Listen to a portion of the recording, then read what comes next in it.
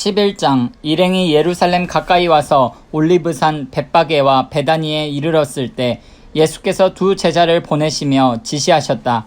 맞은편 마을로 가거라. 들어가서 보면 아직 아무도 타보지 않은 나귀 새끼가 줄에 매여 있을 것이다.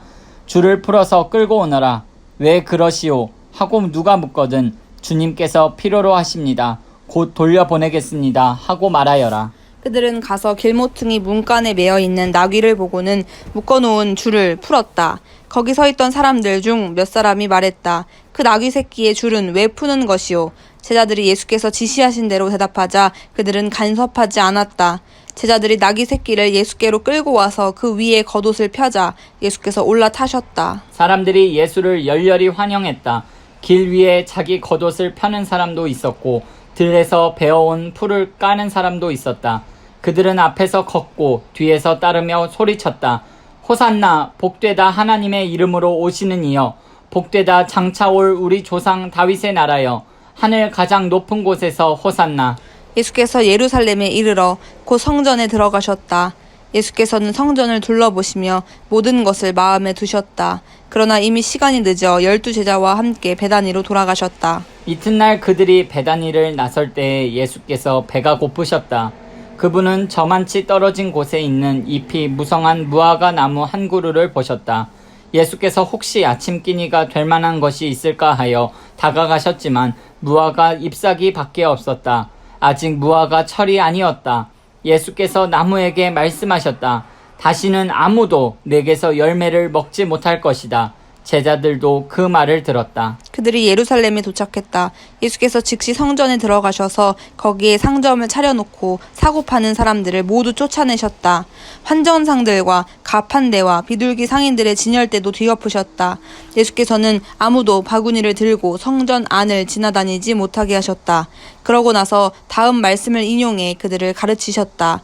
내 집은 만민을 위한 기도하는 집이라고 일컬어졌다. 그런데 너희는 그곳을 도둑의 소굴로 바꾸어 놓았다. 대제사장과 종교학자들이 이 말을 듣고서 그분을 제거할 방도를 모의했다. 그들은 온 무리가 그분의 가르침에 푹 빠져 있는 것을 보고 당황했다. 저녁 때에 예수와 제자들이 도성을 나섰다. 아침에 그들이 길을 가다 보니 무화과 나무가 마른 막대기처럼 말라붙어 있었다.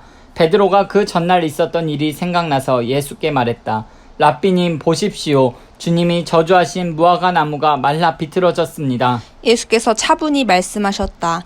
하나님의 생명을 품어라. 정말로 품어라. 그러면 너희가 감당할 수 없을 만큼 힘든 일은 하나도 없을 것이다. 예컨대 얼버무리거나 망설일 것 없이 이 산더러 가서 호수에 뛰어들어라 하고 말하면 그대로 이루어질 것이다. 그래서 내가 너희더러 작은 일부터 큰 일까지 모든 일에 기도하라고 강권하는 것이다. 하나님의 생명을 품을 때에 너희는 거기에 모든 것을 포함시켜라. 그러면 너희는 하나님의 것을 다 받을 것이다. 그리고 기도할 때는 구하는 것이 전부가 아님을 기억하여라. 누구에게 서운한 것이 있거든 용서하여라. 그때에야 하늘에 계신 너희 아버지께서도 너희 죄를 깨끗이 용서할 마음이 드실 것이다. 그 후에 그들이 다시 예루살렘에 들어가서 성전 안을 걷고 있는데 대제사장과 종교학자와 지도자들이 다가와서 따졌다. 당신의 신임장을 보여주시오. 누구의 권한으로 이렇게 말하고 행동하는 겁니까? 예수께서 대답하셨다. 먼저 한 가지 묻겠다. 내 물음에 답하면 나도 내 신임장을 보여주겠다. 요한의 세례에 관한 것인데 그것이 누구에게서 온 권한이냐? 하늘이냐? 사람이냐? 말해보아라. 그들은 자기들이 궁지에 몰린 것을 알아차리고는 뒤로 물러나와 모여서 수군거렸다. 하늘이라고 하면 왜 요한을 믿지 않았느냐고 물을 것이고 사람이라고 하면 온 백성이 요한을 예언자로 떠받드니 우리가 백성 앞에서 몹시 난처해진다. 그들은 이번은 예수께 양보하기로 했다. 우리는 모르오. 그들이 말했다. 예수께서 대답하셨다. 그렇다면 나도 너희 물음에 대답하지 않겠다.